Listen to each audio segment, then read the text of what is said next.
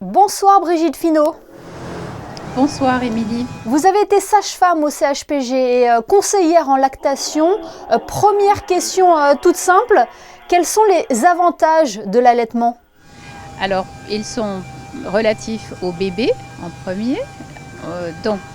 On a une baisse de risque des gastro-entérites et des rhinopharyngites si l'allaitement maternel est exclusif pendant les 4 premiers mois. Et on a aussi une meilleure immunité chez l'enfant. De plus, le lait maternel apporte les anticorps de la maman, certains anticorps de la maman, donc c'est toujours très bon. Ensuite, bien sûr, on peut dire que le lait maternel est un lait digeste, c'est le lait le plus digeste puisqu'il est le lait de l'espèce, c'est un lait humain pour un bébé humain. Il paraît que l'allaitement est aussi bénéfique pour la mère, c'est le cas? Effectivement, les bénéfices sont aussi maternels, avec une baisse de risque des cancers du sein et cancers de l'ovaire. Oui, il n'est pas question ce soir de se positionner pour ou contre l'allaitement. Pourquoi certaines mères hésitent encore à ce sujet aujourd'hui? Alors la raison principale serait vais-je réussir à allaiter mon bébé, c'est toujours, ça paraît être un défi alors que l'allaitement c'est plutôt la physiologie, c'est-à-dire que le corps de la femme a porté l'enfant, le met au monde et il est capable de mettre en route la lactation qui permet de nourrir ce bébé. Donc physiologiquement, oui, le corps de la femme peut le faire. Il y a bien sûr plusieurs cas où malheureusement ce n'est pas possible, mais le défi n'est pas si important. Et je pense qu'il est très important justement de bien s'informer afin de faire un choix éclairé et de pouvoir se lancer dans cette belle aventure qu'est l'allaitement. Justement, Brigitte Finot, comment accompagner les jeunes mamans dans cette démarche? Alors, avant tout, s'informer pendant la grossesse, si le choix n'est pas déjà fait avant la grossesse, mais disons que pendant la grossesse, c'est vraiment le moment de s'informer pour savoir si on a vraiment envie.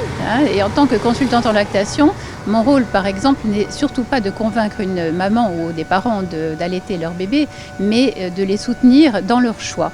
Donc, l'information pendant la grossesse, et puis bien sûr dès la naissance être prise en charge par les professionnels de santé et en sortant de maternité avoir un entourage toujours soutenant et bienveillant et compétent afin de pouvoir continuer et poursuivre l'allaitement maternel jusqu'au moment où la maman avait envie de le faire. Il est question de ne pas s'arrêter pour multiples raisons, mais ne pas s'arrêter avant la fin du projet que la maman avait.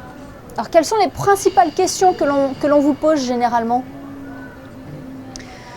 Principales questions, si elles sont en amont, elles sont plutôt du style « vais-je avoir mal ?» Vais-je avoir mal, donc la douleur, ça c'était une grande question, la douleur au niveau des seins, la douleur au niveau des aréoles et des mamelons. Donc là, effectivement, il faut de l'aide, une aide compétente dès les premières mises au sein.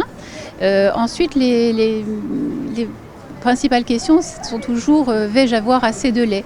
Alors concernant la quantité de lait produite, eh bien, il faut toujours effectivement entretenir cette lactation, soutenir cette lactation, stimuler cette lactation. Ce que nous abordons ensemble ce soir, Brigitte Finot, est évoqué lors de la Semaine mondiale de l'allaitement maternel. Quel est le thème d'ailleurs cette année? Alors le thème pour l'OMS et pour l'UNICEF cette année est allaiter et travailler, est-ce possible? Bien sûr, c'est possible. De nombreuses mamans qui ont réussi à mettre leur allaitement en route trouvent vraiment dommage de s'arrêter à la reprise du travail. Il est vrai que pas toujours simple, il va falloir par exemple tirer son lait sur le lieu de travail, ce qui n'est pas toujours facile. Le Code du travail donne 1 heure sur le lieu de travail consacrée à l'allaitement. Ça peut être 2 fois une demi-heure et qui permet à la maman de tirer son lait sur le lieu de travail. Et bien sûr remettre le bébé au sein dès que la maman rentre du travail et récupère son bébé. Donc bien sûr c'est possible, c'est pas toujours simple, tous les lieux de travail ne sont pas toujours adaptés et je trouve encore dommage que certaines mamans soient obligées d'aller dans les toilettes pour tirer leur lait, c'est dommage. je pense qu'il y a beaucoup à faire de ce côté-là.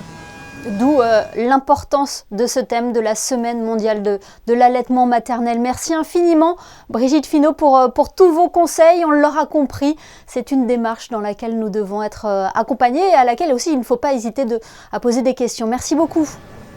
Merci Émilie.